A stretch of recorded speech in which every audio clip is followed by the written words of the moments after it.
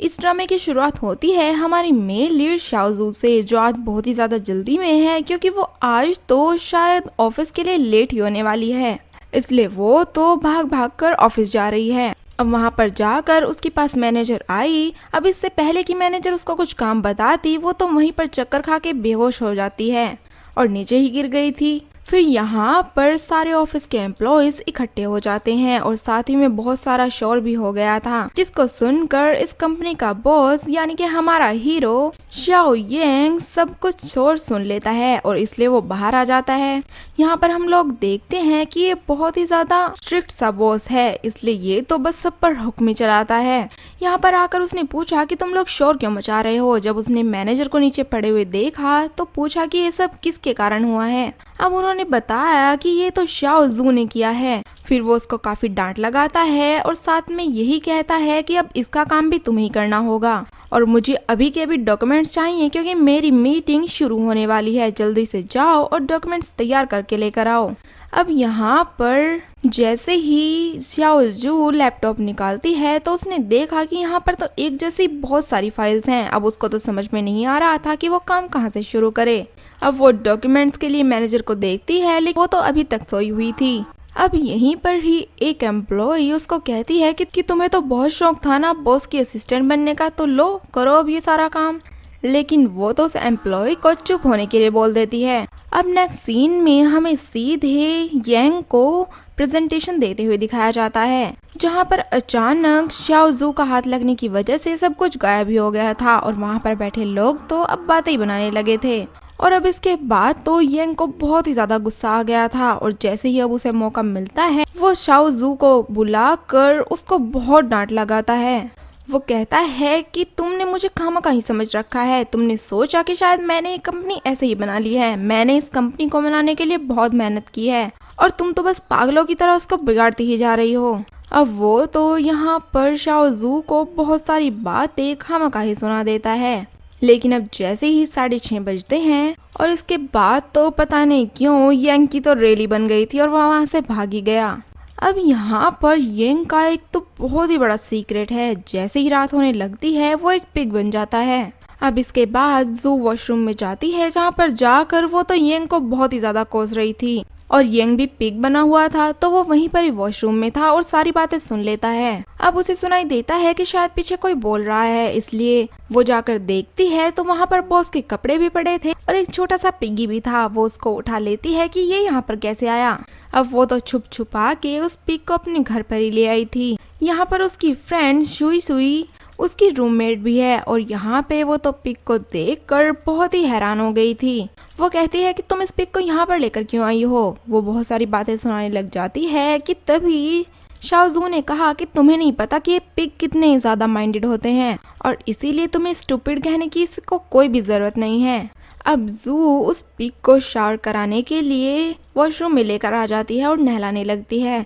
वहीं पर ही येंग सोच रहा था कि इसको ये सब करने की क्या जरूरत थी। वो तो बेचारा तंग ही आ गया था। अब वो तो इतना ज्यादा तंग हो गया था कि उसको गीला कर देता है।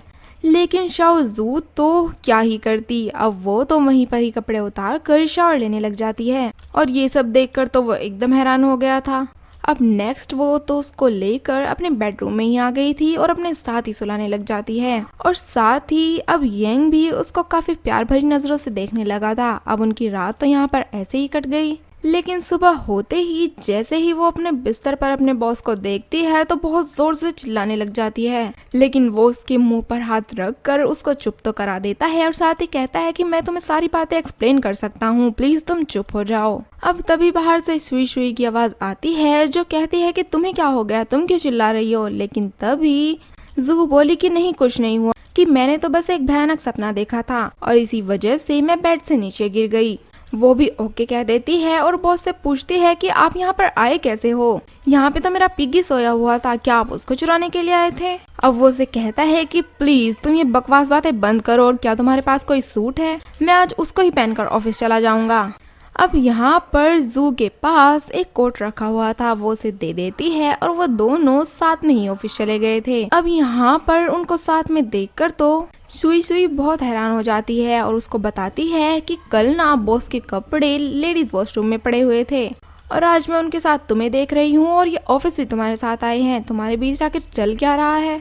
अब उन दोनों की ये बातें वहीं पर ही एक लड़का सुन रहा था। अब इससे पहले कि ये कुछ और बोलती कि तभी वहाँ पर शाओ यांग आ गया था और वो आकर उसे कहता है कि आज के बाद तुम हमेशा मेरी नजरों के सामने रहोगी। और वो ऑफिशियल भी अनाउंस कर देता है कि आज के बाद मेरी पर्सनल सेक्रेटरी शाओ जू ही है। अब नेक्स्ट सीन में जू तो बॉस की पुरानी असिस्टेंट के पास पहुंच जाती है और जाकर उससे पूछती है कि क्या तुमने कभी ये नोट किया है कि रात को बॉस क्या करते हैं, मतलब कि रात को क्या तुम कभी लेट नाइट आउट पर उनके साथ गई हो।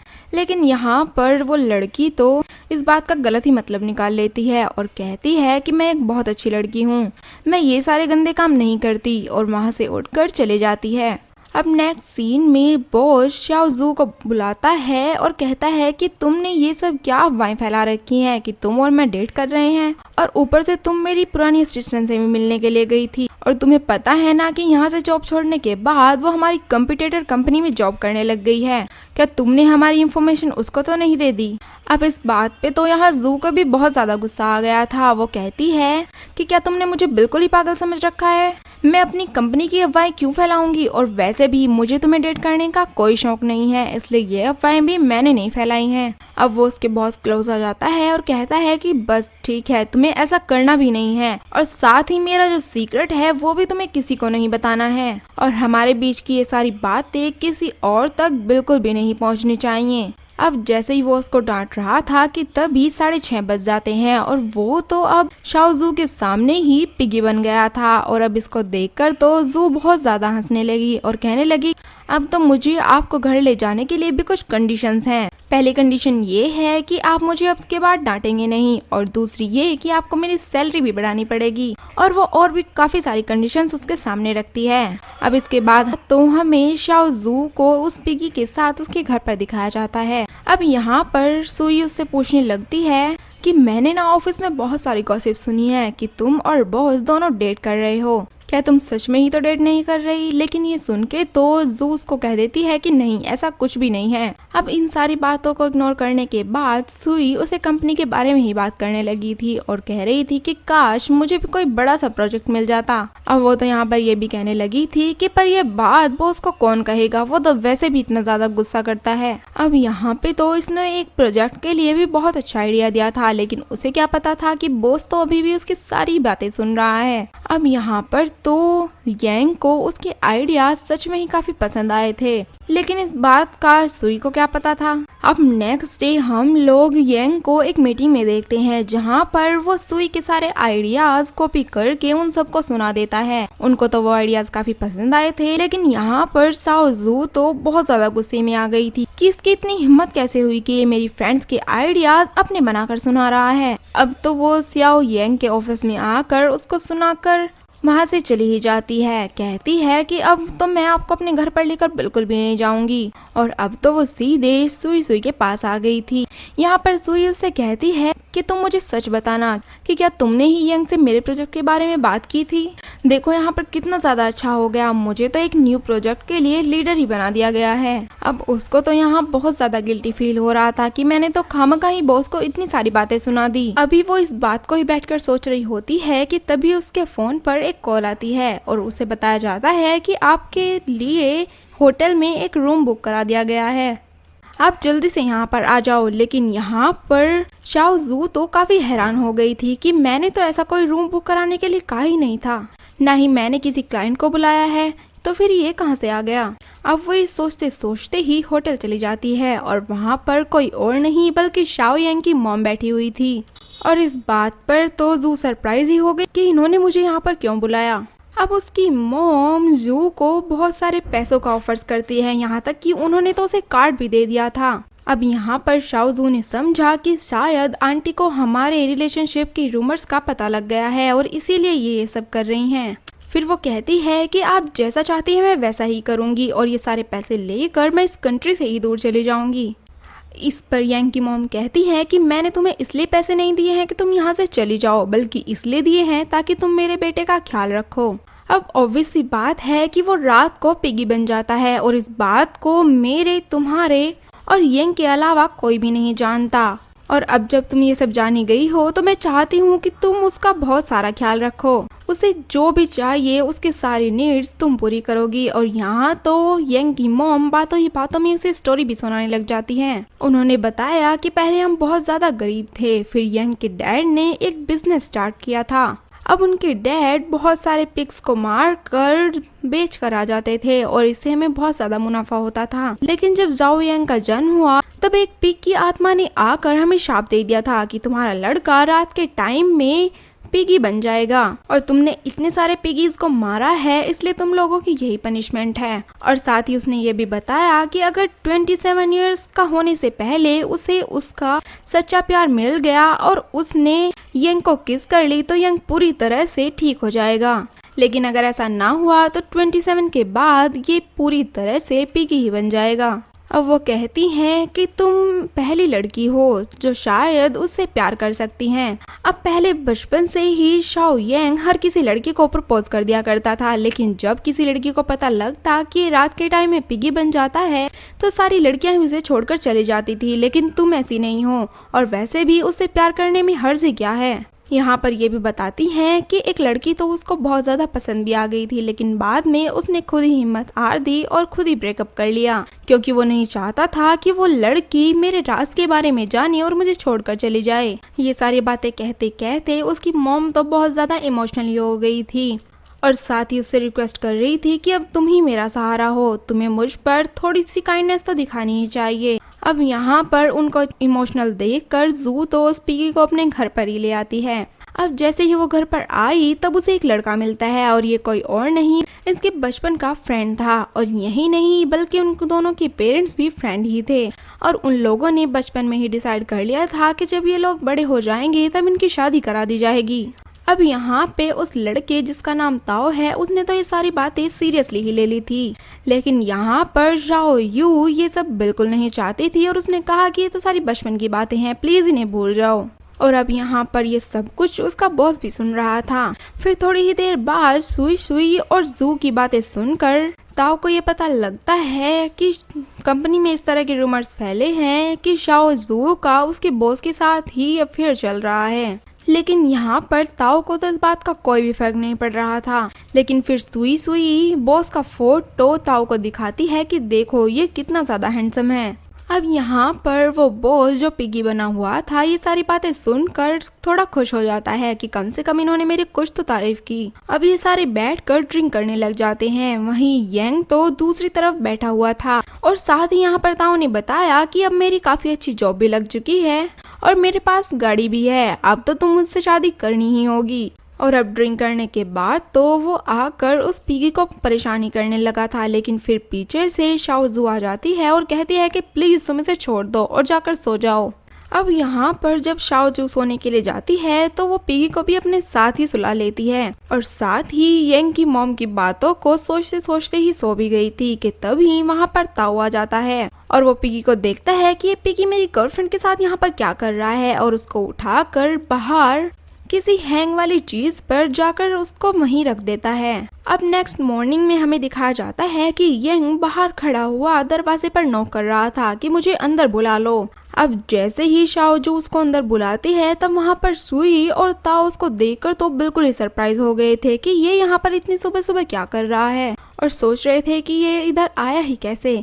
और यहाँ पर तो शाओ जू ने कहती है कि देखो सुनो मैं तुम्हें एक्सप्लेन कर सकती हूँ। अब ये सब देखकर ताओ का तो गुस्से से बहुत ही बुरा हाल हो गया था। वहीं जब वो देखता है कि शाओ जू यंग की बहुत ही ज्यादा केयर कर रही है फिर तो वो भी जू को कह देता है कि देखो मेरे लिए भी कॉफी बना कर लेकर आओ। फिर यंग उसे वहीं पर कहता है कि देखो मैं इसका बॉस हूँ और ये मेरी असिस्टेंट है, इसको तो मेरा काम सारा करना ही पड़ेगा और वैसे भी मैं तो इसका बॉस हूँ, इस हक से इसको काम बता रहा हूँ। लेकिन तुम किस हक से इससे बात कर रहे हो? जहाँ तक मुझे पता है कि तुम्हारे पेरेंट्स ने बचपन में ही काफी ज्यादा ड्रंक होके ये बात तय की थी कि तुम दोनों की बड़े होकर शादी करा दी जाएगी, क्योंकि रात को उसने इन लोगों की बातें जो सुन ली थी और वो यहाँ पर ये भी जान चुका था कि शाओ जू उसको बिल्कुल भी पसंद नहीं करती है। अब जैसे ही इसके हाथों ताओ की इतनी ज्यादा डिसरेस्पेक्ट की जाती है फिर तो सुई सुई सारे मोमेंट को एंजॉय ही कर रही थी। और अब यहाँ पर ताओ तो जेलस में आकर शाओ जू को कहता है कि आज तो तुम्हें मेरे साथ डेट पर ही चलना होगा।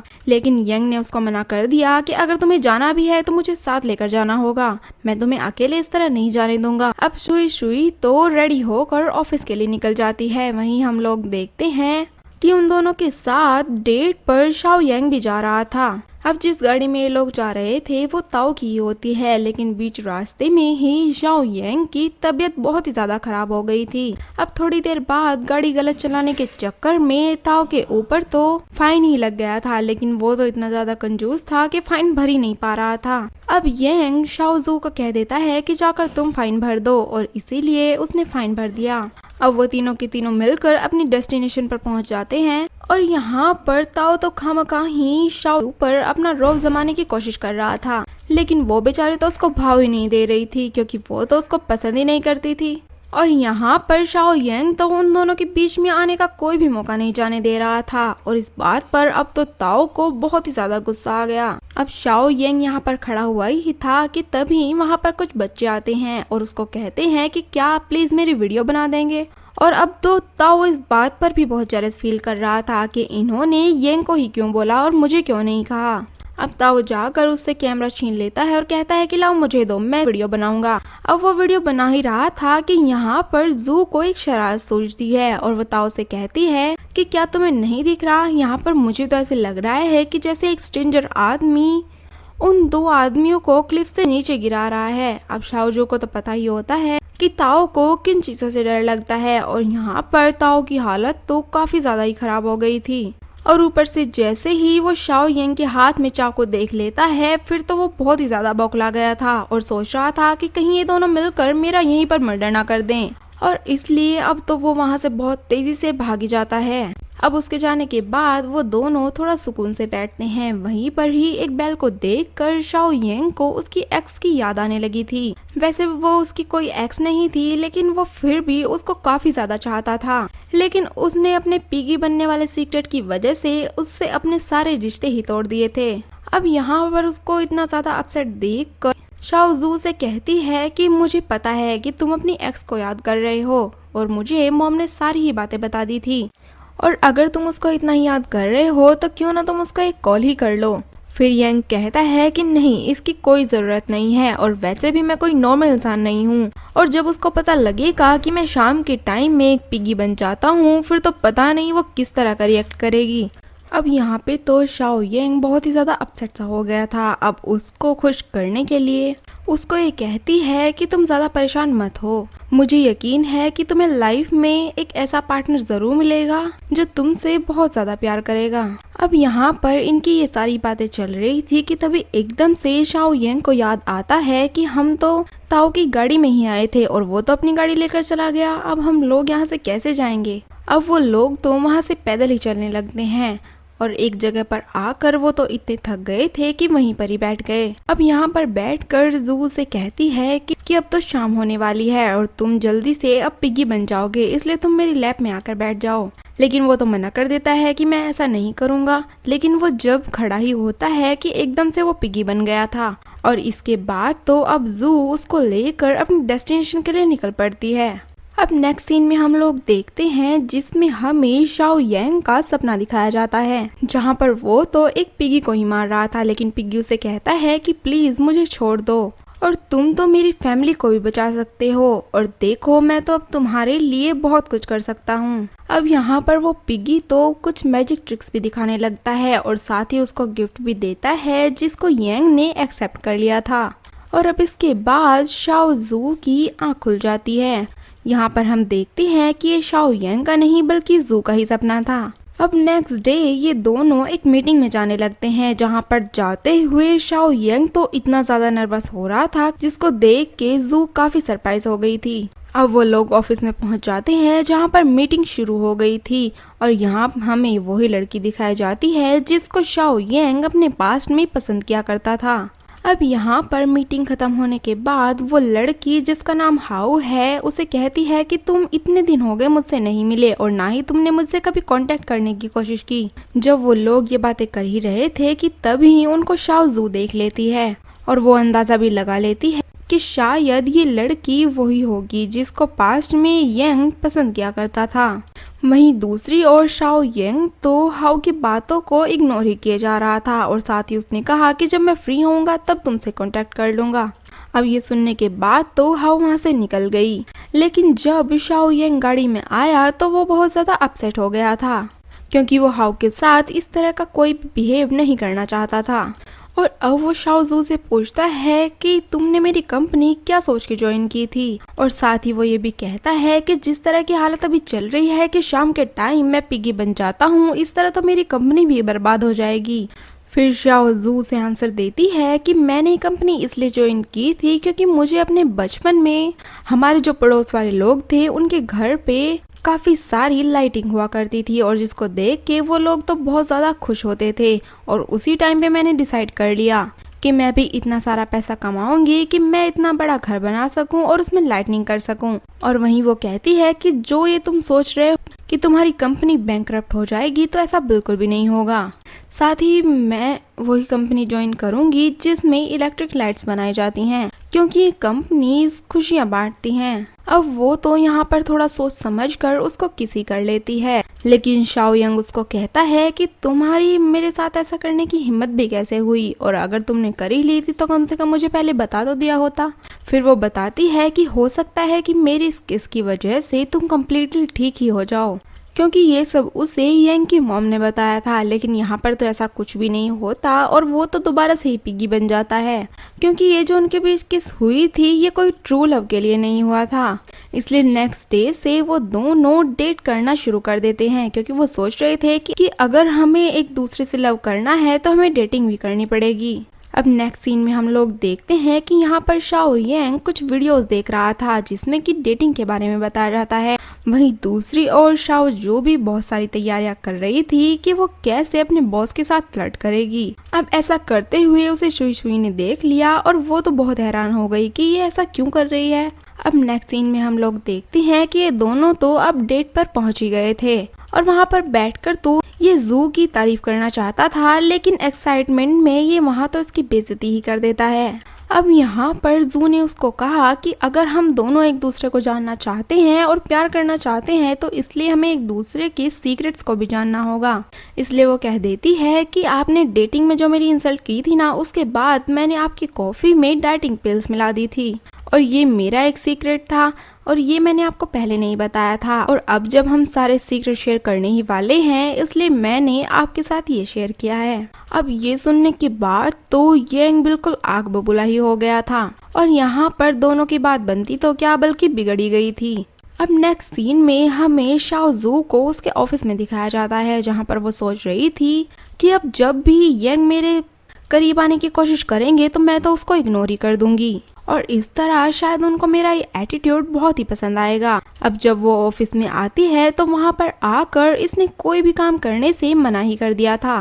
अब जब उसने सारे काम करने से मना ही कर दिया तो शाओ यंग उसको ऑफिस से ही बाहर निकाल देता है और अब ये सब तो वहाँ के सारे स्टाफ मेंबर्स देख लेते हैं। वैसे कोई खास बात नहीं थी, क्योंकि शाओ यंग इतना स्ट्रिक्ट बॉस था कि वो हमेशा ही किसी न किसी को डांट कर बाहर निकाल दिया करता था। अब शाम के टाइम शाओ जू ने उसके लिए एक काफी अच्छा डिनर रेडी किया था और यहाँ पर आकर जू से कहती है कि क्यों ना हम एक दूसरे के बारे में अच्छी अच्छी बातें करें और शायद ऐसा हो सकता है कि इसकी वजह से हम दोनों और ज्यादा करीब आ जाएं।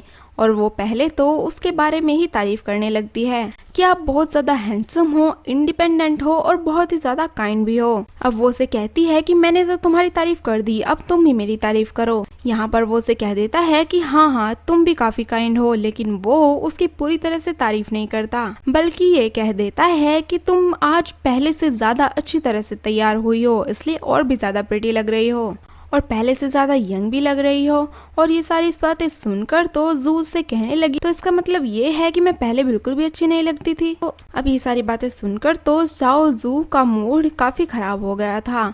अब उनके बीच और ज्यादा बातें होती कि उससे पहले ही यंग यहाँ पर पिगी बन जाता है।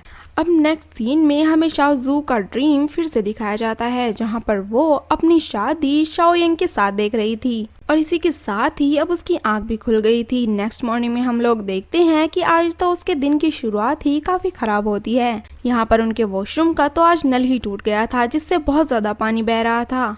अब शाओ जू और सुई सुई को तो ऑफिस में आकर वहीं का ही वॉशरूम यूज करना पड़ता है। अब वो बेचारी दोनों तो यहाँ पर बहुत ज्यादा परेशान हो गई थी, क्योंकि उनके पास इतने पैसे ही नहीं थे कि वो कोई और घर पाई कर लें। अब नेक्स्ट सीन में शाओ यंग को पता लगता है कि उसके एम्प्लॉइज मिस्टर वांग से बात करने की कोशिश कर रहे हैं, लेकिन वो तो उनको बस इग्नोर ही किए जा रहे हैं। इसलिए अब फाइनली उसने ही वांग से मिलने का डिसाइड कर लिया था। अब यहाँ पर उन्होंने टाइमिंग तो शाम की रख ली थी, लेकिन वो कहता है कि हमारा काम शाम के 7 बजे से पहले पहले ही खत्म हो जाना चाहिए। अब नेक्स्ट सीन में हम लोग शाओ यंग को मीटिंग में देखते हैं, जहाँ पर वो वांग से कहता है कि क्या आप हमारा लोन इंटरेस्ट कम करा सकते हैं, लेकिन वांग तो उसकी बातों पर बिल्कुल भी ध्यान नहीं दे रहा था। और इसी बीच यहाँ पर शाओ जू उठकर बाहर चली जाती है और फिर थोड़ी देर बाद आकर उसे कहती है कि हमें कोई और भी लोन देने के लिए तैयार है और वो इससे कम इंटरेस्ट पर दे रहा है।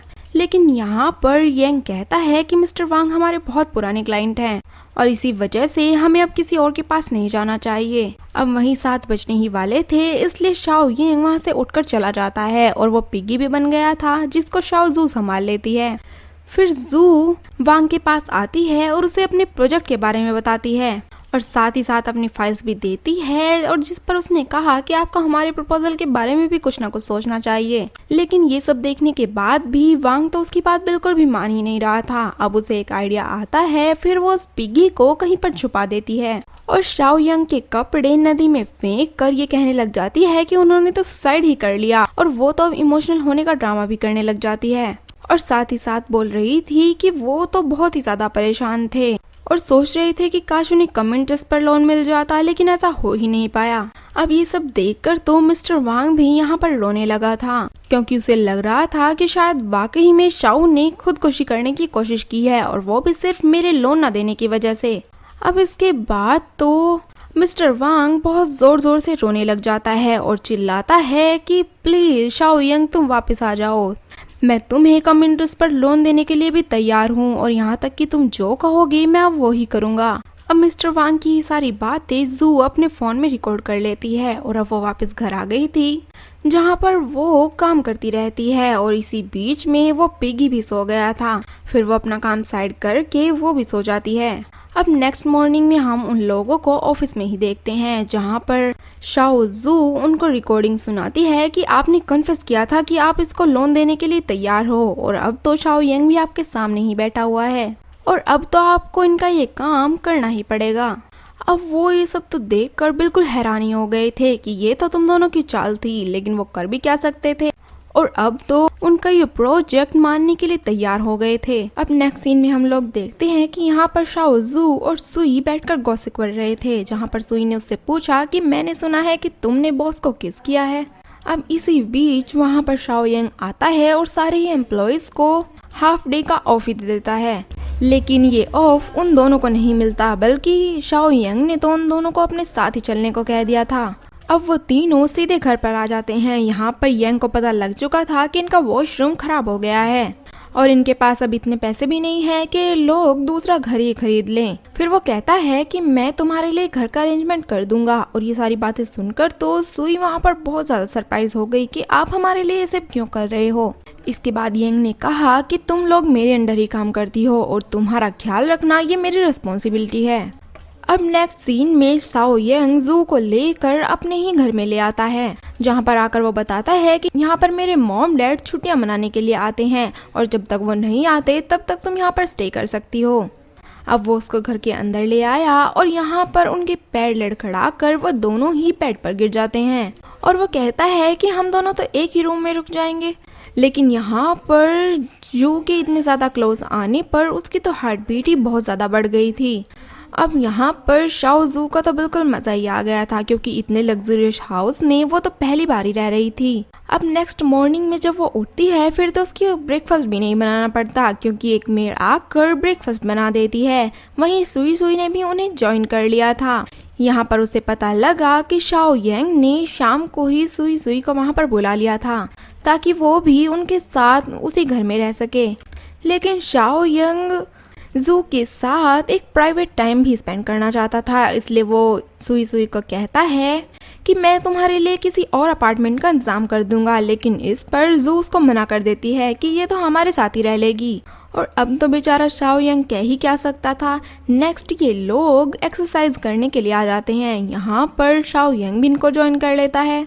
लेकिन यहाँ एक्सरसाइज करते हुए बीच में ही जू की कमर में तो बहुत तेज दर्द हो गया था, और तभी वहाँ पर डॉक्टर्स की एंट्री हो जाती है और वो लोग शाओ जू को वहाँ से उठा कर ले जाते हैं। फिर यांग ने उसे बताया कि ये हमारे फैमिली डॉक्टर हैं और ये लोग वीक में एक बार हमारा चेकअप करने के लिए आते हैं। और अब देखो इनकी टाइमिंग कितनी अच्छी थी कि तुम्हारा तो बैक पेन अब खत्म ही हो गया है। और इसका सुनकर तो शाओ जू कहती है कि तुम्हारी फैमिली तो बिल्कुल कमाल की है। अब नेक्स्ट सीन में शाओ जू किचन में काम कर रही थी और वहाँ पर उसे फील होता है कि जैसे कोई उसको छुप छुप कर देख रहा हो, और इससे तो वो काफी ज्यादा डर जाती है और यंग को जाकर बता देती है। जिस पर यंग ने कहा कि वो कोई और नहीं बल्कि मैं ही था और मैं तुमसे एक बात कहना चाहता हूँ। फिर वो उसके सामने अपनी फीलिंग्स कन्फेस करने लग जाता है कि तुम जब भी मेरे आसपास होती हो तब मैं काफ़ी कंफर्टेबल फील करता हूँ, जैसे कि मुझे और मेरी बॉडी को बहुत ज़्यादा सुकून मिल रहा हो। अब शायद यहाँ पर यह भी हो सकता है कि तुम मेरे सीक्रेट्स को जानती हो, इसलिए मैं तुम्हारे साथ कंफर्टेबल हूँ। फिर वो जू से भी पूछता है कि क्या तुमको भी ऐसा कुछ फील होता है तो मुझे बता दो। फिर जू से कह देती है कि वैसे तो कुछ भी नहीं, लेकिन आपके मॉम ने मुझे आपकी रिस्पॉन्सिबिलिटी दी है और उसको मैं अपने वर्क की तरह पूरा करती हूँ। अब वो यहाँ पर सोचता है कि शायद मुझे तो जू से एक ट्रू लव हो गया है और इसलिए वो तभी जू को किस कर लेता है। अब इसके बाद सनसेट हो गया था और ये सीन यहीं पर खत्म कर दिया। अब नेक्स्ट सीन में हम लोग शाओ जू को देखते हैं जो आज काफी परेशान लग रही थी। फिर सुई सुई उससे आकर पूछती है। इस पर शाओ जू ने कहा कि बॉस ने अपनी फीलिंग्स मेरे सामने कन्फेस की है। फिर सुई ने पूछा कि तुमने क्या जवाब दिया, लेकिन वो इससे पहले कि कुछ बताती कि वहाँ पर यंग की एंट्री हो जाती है और वो तो अब उसको ऑफिस का कुछ काम ही बता देता है। फिर हमें एक फ्लैशबैक का सीन दिखाया जाता है जहाँ पर वो किस करने के बाद भी शाओ यांग पिगी बन जाता है और यहाँ पर हमें पता लगता है कि अभी तक उन दोनों को ट्रू लव नहीं हुआ था। नेक्स्ट सीन में हम लोग इनको एक मीटिंग में देखते हैं जहाँ पर शाओ यांग ने जू को कहा कि तुम्हें फ्लाइट की 2 टिकट्स बुक करानी है, हमें एक ऑफिशियल ट्रिप पर जाना है। अब यहाँ पर जू तो टिकट्स में गड़बड़ कर देती है और उसने अपने लिए इकोनॉमिक क्लास की टिकट बाय की थी और वहीं यंग के लिए बिजनेस क्लास की। और जब यंग को इस बात का पता लगता है फिर तो वो बहुत गुस्सा होता है और जाकर शाओ जू को डांटने लग जाता है कि जब तुम्हें मेरे सारे सीक्रेट्स का पता है फिर हम एक साथ ही फ्लाइट में जाएंगे। अब नेक्स्ट सीन में हमें इन दोनों को फ्लाइट में ही दिखाया जाता है। अब यहाँ पर भी शाओजन उस पर गुस्सा ही कर रहा था क्योंकि उसने बिजनेस क्लास की जगह इकोनॉमिक क्लास की ही टिकट करा ली थी। क्या तुम्हें पता नहीं था कि मेरे साथ क्या प्रॉब्लम है? अब मैं यहाँ सबके सामने कैसे पिगी बन जाऊंगा? अब शाम के टाइम शाओ यांग पिगी बन गया था और यहाँ जल्दी जल्दी से जू से छुपा देती है। अब तभी पीछे से एक एयर होस्टेस आती है और आकर उसे कहती है कि यहाँ पर एक जेंटलमैन बैठे थे, वो कहाँ पर चले गए हैं। अब यहाँ पर जू से झूठ बोल देती है कि वो अभी वॉशरूम में हैं। अब यहाँ पर तो उस एयर होस्टेस को लगता है कि ये लोग शायद यहाँ पर पेट लेकर आए हैं और मुझसे छुपा रहे हैं, इसलिए वो तो बस उनकी तलाशी ही लेने लगी थी।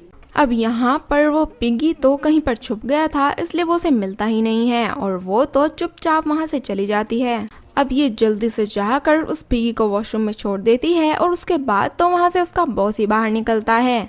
अब नेक्स्ट सीन में हम लोग इन एक मीटिंग में देखते हैं जहाँ पर आओ की भी एंट्री हो जाती है और इसको देखकर तो वो काफी सरप्राइज हो गया था।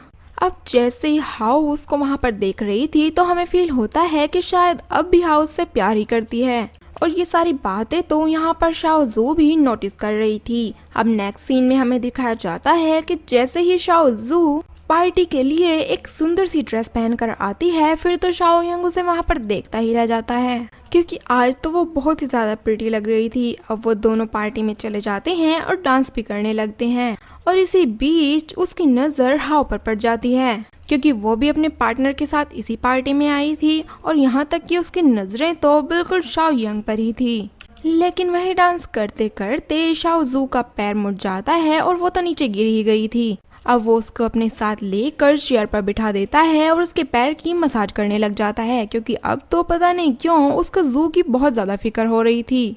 अब इतनी ही देर में हाओ भी वहाँ पर उसका हाल चाल पूछने के लिए पहुँच जाती है और तभी सडनली उन दोनों का फेवरेट सॉन्ग वहाँ पर शुरू हो जाता है जिस पर वो कॉलेज में एक साथ डांस किया करते थे। अब हाओ उसे अपने साथ डांस के लिए इनवाइट करके वहाँ से चली जाती है। फिर यंग उसको पूछता है कि क्या मैं वहाँ पर चला जाऊँ। इस पर जू ने उसे कहा कि हाँ डोंट वरी, तुम कोई चिंता मत करो और उसके साथ जाकर डांस कर लो।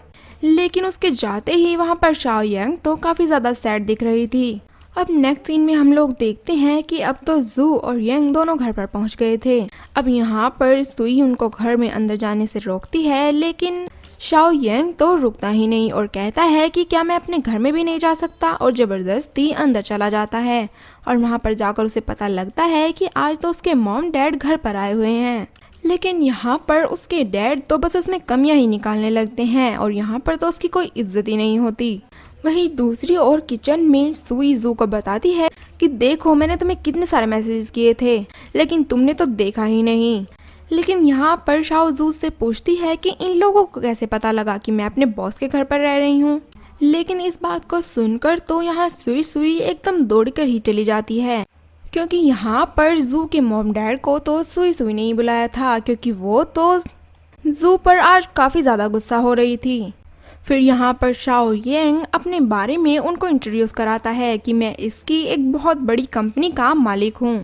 लेकिन यहाँ पर वो तो चाहे जो कुछ भी कह रहा था लेकिन इसके मॉम डैड तो बिल्कुल भी इम्प्रेस नहीं होने वाले थे, बल्कि वो तो यहाँ पर जू को ही डांट रहे थे कि तुम इस तरह के लड़के के साथ कैसे डेट कर सकती हो। लेकिन ये उनको अश्योर करवाती है कि शाओ यंग बहुत ज़्यादा अच्छा लड़का है और साथ ही उसके बहुत ज़्यादा तारीफ़ें भी करती है। इसका अपना बिजनेस है और ये काफ़ी ज़्यादा हार्ड वर्किंग है। लेकिन यहाँ पर उसके पेरेंट्स तो उसकी बातें बिल्कुल सुन ही नहीं रहे थे और साथ ही कह रहे थे कि हमें ये लड़का बिल्कुल भी अच्छा नहीं लगा और शायद ये तो तुम्हारे पैसों के पीछे है। अब ये बात सुनकर जू तो थोड़ा हैरान हो जाती है कि मेरे पास कहाँ से इतने पैसे आए कि ये मेरे पैसों के पीछे होगा। अब यहाँ पर शाओ जू की मॉम उसे बताती है कि हमारी फैमिली बहुत ज़्यादा रिच है और इस सीक्रेट का आज तक जू को पता ही नहीं था और ये बात तुमसे इसलिए छुपाई गई थी ताकि तुम आगे चलकर हार्ड वर्किंग हो जाओ। और ये सारी बातें सुनकर तो अब शाओ जू का दिमाग बिल्कुल ही घूम गया था क्योंकि उसे तो समझ नहीं आ रहा था कि उसके मॉम डैड ऐसा कैसे कर सकते हैं। लेकिन उसके मॉम डैड ने उसे कहा कि अगर तुम्हें वो सारी प्रॉपर्टी चाहिए तो तुम्हें इस लड़के के साथ रिलेशनशिप में नहीं आना है। अब वो तो बेचारी यहाँ पर क्या ही कहती, वो तो बस चुप होके रह जाती है। लेकिन इन सारी बातों से वो काफ़ी ज़्यादा सैड भी थी। तभी सूरज डूबने ही वाला था, इसलिए यंग तो वहाँ से उठकर चला ही जाता है ताकि वो उन सब के सामने पिगी ना बन जाए। अब उसके जाते ही वो पिगी ही बन गया था। वहीं दूसरी ओर शाओ जू तो बेचारी वहीं पर ही बैठी रह जाती है क्योंकि उसके मॉम डैड ने शाओ यंग के साथ डेट करने के लिए मना जो कर दिया था। अब नेक्स्ट डे हम लोग देखते हैं कि शाओ यंग अब जू के साथ पहले की तरह ही बिहेव करने लगा था, जैसे कि वो पहले बहुत ज़्यादा रूड था।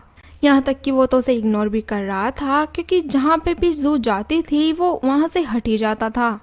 अब जैसे ही शाओ जू अपना काम खत्म करके फाइल्स उसके पास लेकर आती है तब शाओ यंग उसे हाओ के साथ एक मीटिंग फिक्स करने के लिए कह देता है। लेकिन यहाँ पर तो वो बेचारी कहती ही क्या, वो उसको हाँ करके वहाँ से चली जाती है और जाकर सारा कुछ अपनी बेस्टी को बता देती है कि बॉस तो मुझे अब बहुत ज़्यादा इग्नोर करने लगा है और पता नहीं वो ऐसा क्यों कर रहा है, लेकिन जो भी है मैं इस बात का पता करके ही रहूँगी कि क्या वो मुझे सच में लव करता है या नहीं। अब नेक्स्ट सीन में शाओ यंग मीटिंग के लिए जा रहा था लेकिन वो तो वहाँ पर जू को आने के लिए मना ही कर देता है। लेकिन यहाँ जू भी कम नहीं थी, वो तो अपनी बेस्टी के साथ उसका पीछा ही करने लग गई थी और वहाँ जाकर वो देखती है कि शाओ यंग और हाओ दोनों एक रेस्टोरेंट में बैठकर बातें कर रहे थे और इन सब को देखकर तो अब जू को बहुत ज्यादा जेलसी फील हो रही थी। अब नेक्स्ट डे यांग जू को बताता है कि तुम्हें रेडी रहना होगा क्योंकि हमें एक मीटिंग के लिए हाउ की कंपनी में जाना है। और इस बात को सुनकर तो अब जू बिल्कुल गुस्से में ही आ गई थी, लेकिन वो बेचारी कर भी क्या सकती थी, इसलिए वो तो बस सीधे मीटिंग में ही चले जाते हैं। और वहाँ पर जाकर हमें पता लगता है कि हाउ की कंपनी शाओ यांग की कंपनी के साथ कोऑपरेट करने के लिए तैयार हो गई है। अब वही मीटिंग खत्म होने के बाद जब शाओ यांग और हाओ एक दूसरे से हैंडशेक कर रहे थे, फिर तो शाओ जू सपना ही देखने लग जाती है कि जैसे इन दोनों की रिलेशनशिप अब आगे बढ़ गई है। और यहाँ तक कि ये दोनों तो मेरे बाद एक दूसरे के साथ डेट पे भी चले गए थे और बॉस ने तो मुझे बिल्कुल साइड पे ही करके रख दिया है।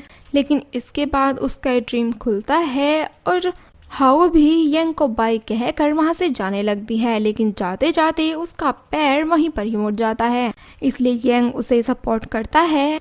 लेकिन पीछे से शाओ जू को ये सब देखकर तो बहुत ज्यादा जेलसी फील हो रही थी और वो भी गुस्से में वहां से निकल जाती है। अब नेक्स्ट डे हम उन दोनों को ऑफिस में देखते हैं, जहाँ पर शाओ जू यंग से कहती है कि क्या आपकी और हाओ की रिलेशनशिप शुरू हो गई है, लेकिन यंग उसे कहता है कि तुम ऐसा क्यों कह रही हो, क्या ऐसा सच में होना था। फिर वो उसे बताती है कि मैं ना डेली हाउ को आपके नाम से बुके भेजा करती थी। लेकिन ये सारी बातें सुनकर तो अब शाओ यांग उस पर ही गुस्सा करने लग जाता है और काफी जोर जोर से चिल्लाता है कि तुम्हारी ऐसा करने की हिम्मत कैसे हुई, और वो भी मेरे नाम से कम पहले मुझे पूछ तो लिया होता। फिर वो कहती है कि मैं चाहती हूँ कि आप जल्दी से ठीक हो जाएं, यही कंपनी के लिए बेस्ट होगा, और वैसे भी आपका और मेरा तो ट्रू लव हुआ ही नहीं है, इसलिए मैं सोच रही थी कि क्यों ना हाउ के साथ ही आपका ट्रू लव हो जाए। मैं तो सिर्फ ये सब आपके लिए ही कर रही थी, और वैसे भी आप अब 26 के हो चुके हैं और 27 होने में अब ज्यादा दिन नहीं रहे, और अब तो बहुत जल्दी ही आपको अपना ट्रू लव ढूंढना ही पड़ेगा, क्योंकि उसके बगैर आप तो पूरी तरह से पिकी ही बन जाओगे। अब रात के टाइम घर पे जाके वो तो बहुत ही ज्यादा सैड फील कर रही थी और बहुत डिप्रेस्ड भी थी, और सोच रही थी कि आखिर ये लव करना कितना ज्यादा सैड फील कराता है, पता ही नहीं लोग एक दूसरे से लव कैसे कर लेते हैं। अब नेक्स्ट डे हमें जू को सुई सुई के साथ ऑफिस में दिखाया जाता है, जहाँ पर वो उसे बताती है कि मैंने और बॉस ने एक रिलेशनशिप स्टार्ट करने की कोशिश की थी, लेकिन वो तो शुरू होने से पहले ही खत्म हो गई। अब ये सारी बातें सुनकर उसकी बेस्टी तो जू को वो सारे प्लान्स बताने लगती है जिनकी वजह से वो ये जान सके कि यंग उससे प्यार करता है या नहीं। अब घर पे आके जू काफी अच्छी तरह से रेडी होकर यंग को कहती है कि क्या हम डांस करें, लेकिन यंग तो उसे काफी बुरी तरह से रिजेक्ट करके वहां से निकल जाता है। अब नेक्स्ट डे ऑफिस में वो यंग को जेलस फील कराने के लिए अपने साथ के ही एक एम्प्लॉय से फ्लर्ट करने की कोशिश करने लगती है, लेकिन यहाँ पर शाओ यंग को तो उसकी बातों से कोई भी फर्क नहीं पड़ रहा था, और अब तो वो सैड होके रह जाती है और फिर से सुई सुई के पास जाती है कि अब मैं क्या करूँ, ये तुम्हारे दोनों काम तो बिल्कुल फेल ही हो गए हैं। अब वो उसे कहती है कि ये तीसरा और लास्ट आइडिया बचा है, अगर तुम इसे करना चाहती हो तो बेशक कर लो, और कहती है कि अब तो तुम डायरेक्ट जाके उसको पूछ लो कि तुम्हारा और हाउ का कैसा रिलेशनशिप चल रहा है। अब नेक्स्ट सीन में वो तो सीधा यंग के पास आ जाती है और उसे कहती है कि लास्ट टाइम जब आप हाउ के साथ मीटिंग पर गए थे तब फिर मुझे क्यों नहीं लेकर गए। फिर वो उसे बताता है कि वो एक बिजनेस मीटिंग थी, इसलिए मैं तुम्हें वहाँ पर लेकर नहीं गया, क्योंकि तुम एक असिस्टेंट हो इसलिए तुम्हारा वहाँ पर कोई भी काम नहीं था। अब ये सब सुनकर तो शाओ जू काफी ज्यादा सैड हो जाती है और उठकर वहाँ से चली जाती है कि ये तो मुझे अपना सिर्फ असिस्टेंट ही समझता है और कुछ भी नहीं। अब इसके बाद तो शाओ जू ओवर टाइम करना शुरू कर देती है और अपनी बेस्टी को भी ये सारी बातें बता देती है, जिससे सुई सुई को भी काफी बुरा फील होता है कि शाओ यंग तो इससे बिल्कुल प्यार ही नहीं करता। अब रात के टाइम उसका बॉस पिगी बनकर उसे देखने तो आता है, लेकिन फिर वो वापस अपने रूम में ही चला गया था, और यहाँ पर काफी दिन हो गए थे कि उन दोनों ने बात ही नहीं की थी।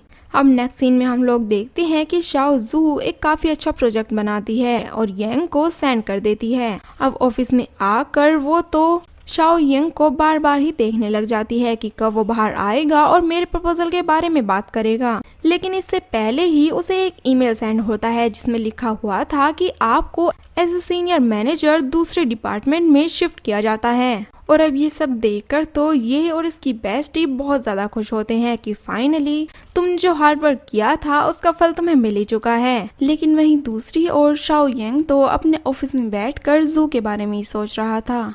यहाँ पर हमें फ्लैशबैक का सीन भी दिखाया जाता है जहाँ पर कि शाओजू उसे इम्प्रेस करने के लिए आई थी, लेकिन वो तो वहाँ पर उसके साथ डांस ना करने का दिखावा ही कर रहा था। असल में तो उसका बहुत मन था कि वो उसके साथ डांस करे। वहीं एक और फ्लैशबैक का सीन दिखाया जाता है जहाँ पर ये अपने कलीग के साथ फ्लर्ट करने की कोशिश कर रही थी। तब भी शाओ यांग बहुत ज्यादा जेलस फील कर रहा था। और रही बात शाओजू के ट्रांसफर की, तो उसने इसका ट्रांसफर भी इसीलिए कराया ताकि शाओजू बहुत खुश रहे। अब यहाँ पर इसने जू को प्रमोशन देकर उसकी यूनिक तरह से हेल्प करने की कोशिश की थी, जैसा कि बॉयफ्रेंड अपनी गर्लफ्रेंड्स के लिए करते हैं।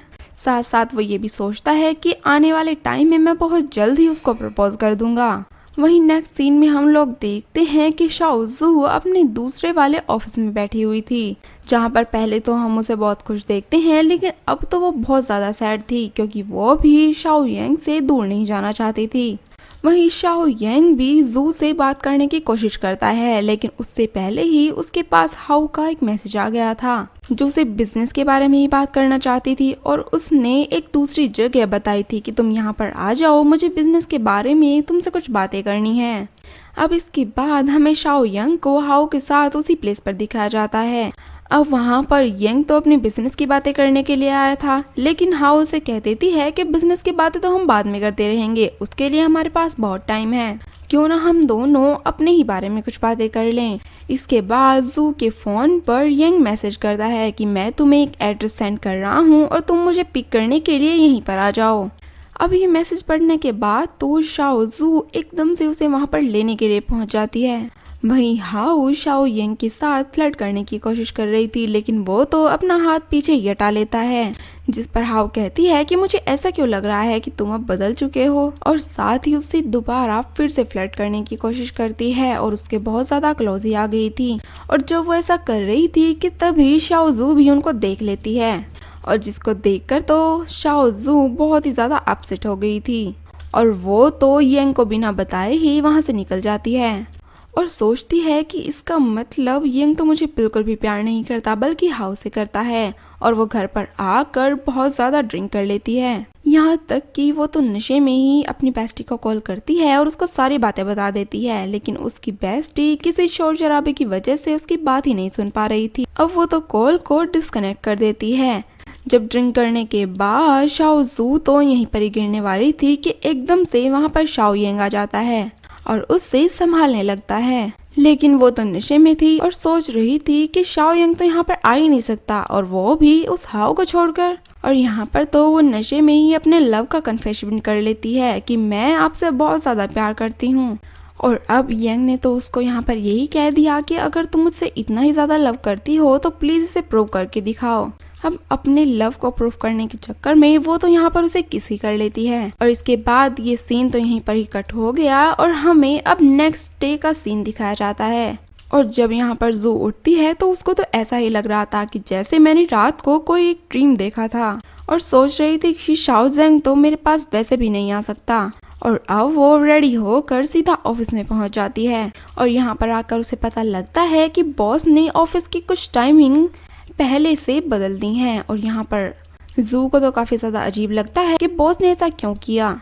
ये दोनों बातें ही कर रही थी कि तभी शाओ यांग वहाँ पर पहुँच जाता है, लेकिन इन दोनों की वहाँ कोई बात नहीं होती। फिर ये दोनों वहाँ से उठकर अपने डिपार्टमेंट में आ जाती हैं और काम करना शुरू कर देती हैं। और अब तो थोड़ी देर बाद यहाँ पर बैठकर जू तो यही सोच रही थी कि यंग कितना नाइस पर्सन है, उसने हमारे आइडिया का कितनी अच्छी तरह से यूज किया है और साथ ही हमें प्रोडक्शन लाइन में भी शामिल करने का सोच लिया। और आज हमारी मीटिंग भी है, लेकिन वो साथ ही साथ उस पर गुस्सा भी कर रही थी क्योंकि यंग उसके साथ बिल्कुल भी बात नहीं कर रहा था।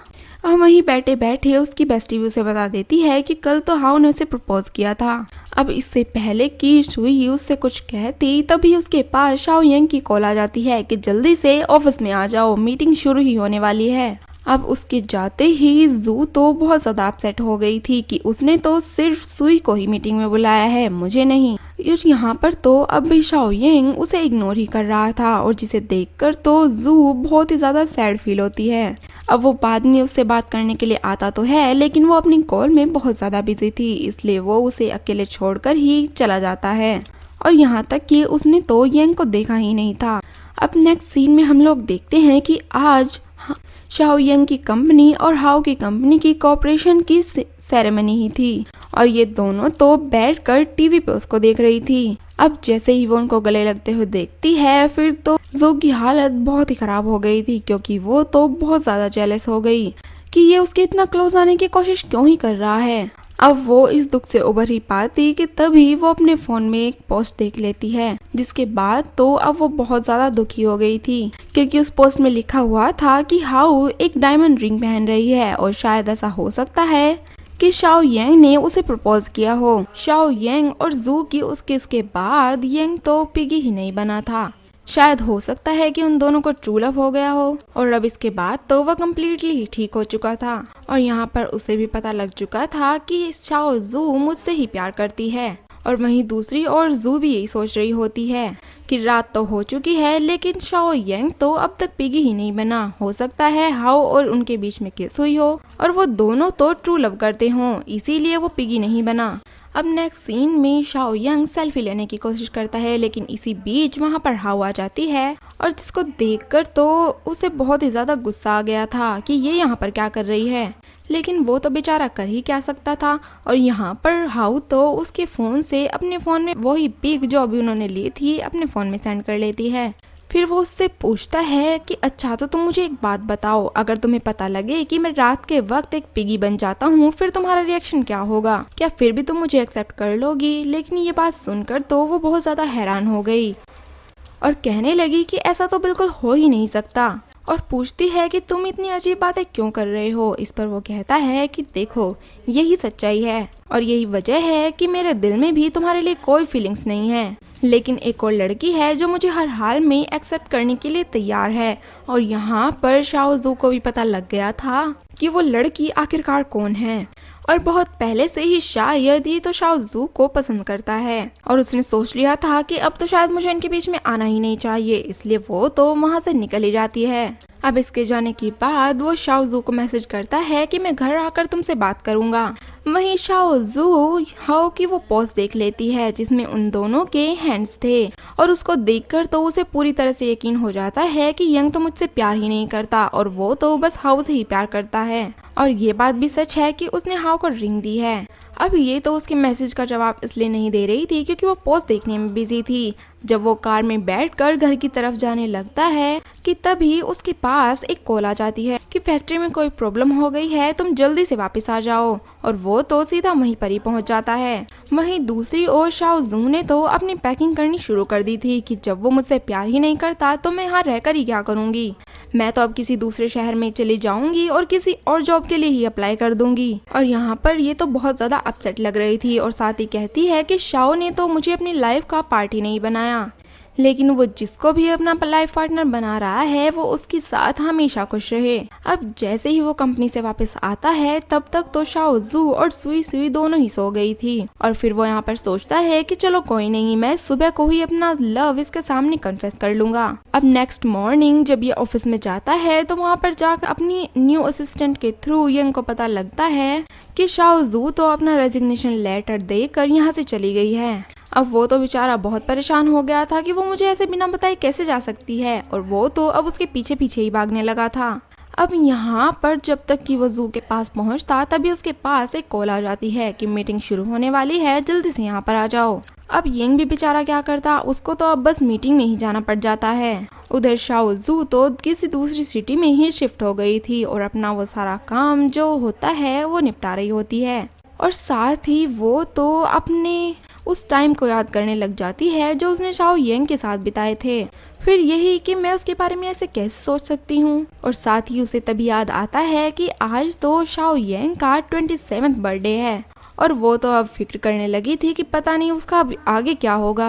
अब थोड़ी देर बाद वो जब डोर ओपन करती है तो वहाँ पर एक पिगी बैठा हुआ था और उसको देखकर तो जू को लगा कि ये तो शाओ यंग ही है और वो तो अभी तक पूरी तरह ठीक ही नहीं हुआ था, लेकिन उसकी किस तो उस दिन हाओ के साथ हो ही गई थी, लेकिन ये अब तक ठीक ही क्यों नहीं हुआ।